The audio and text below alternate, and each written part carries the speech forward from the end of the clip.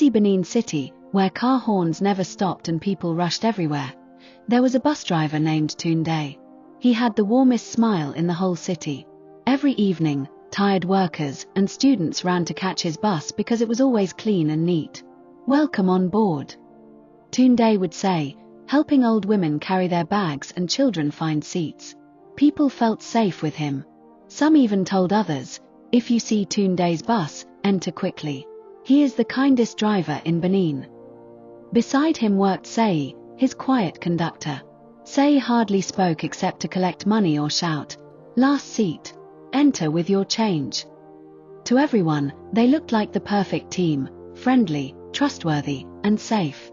But behind their smiles was a dark secret.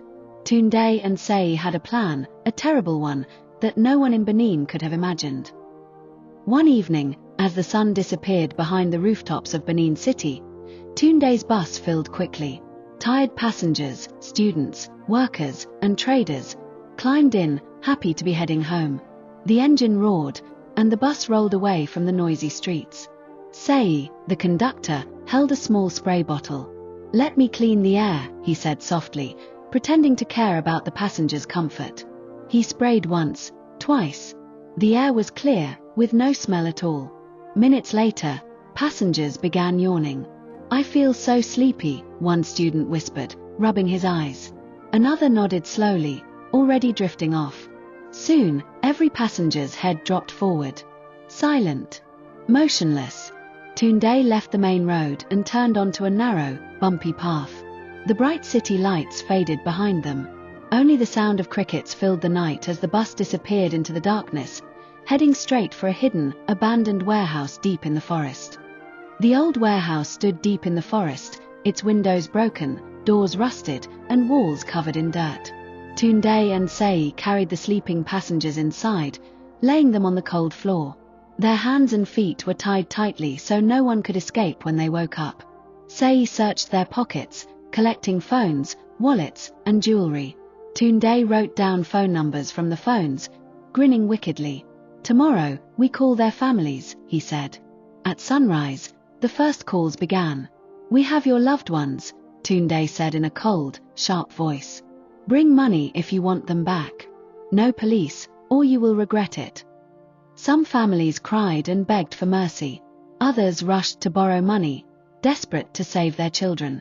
Late that night, a man named Dr. Kola arrived. Wearing a white coat, he pointed at some passengers.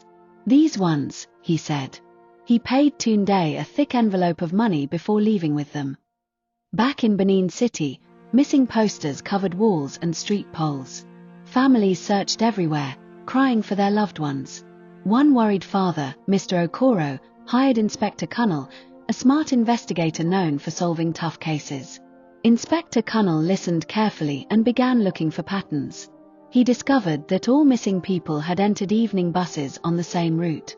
"This is no accident," he thought. "Someone is hunting passengers." One night, Inspector Kunnel climbed into Tunde's bus, pretending to be a tired passenger. Tunde smiled warmly. Sei held his spray bottle like always. Kunnel watched closely. When the bus was full, Sei sprayed the air. Passengers yawned and slumped forward, falling into deep sleep.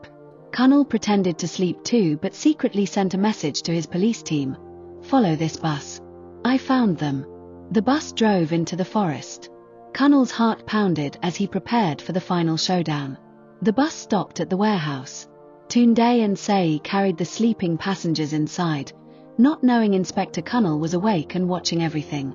He quietly sent his location one last time. Suddenly, a loud voice shouted, "Police! Nobody move!" The warehouse doors burst open. Officers rushed in with flashing lights. Sei tried to run but tripped over a rope. Tunde grabbed a chair to fight, but Kunnel tackled him hard to the ground. The police freed the passengers, who woke up confused and crying. They found stolen phones, money, and proof of the terrible organ trade. Dr. Kola was caught later that night. In court, the judge gave Tunde, Sei, and Dr. Kola life in prison. Families hugged their rescued loved ones, crying tears of both joy and pain. Benin City added new safety rules, but people never forgot the lesson. danger can hide behind the brightest smile. Please don't forget to subscribe to my channel and check out other interesting story on my page. See you in my next video. Thanks for watching.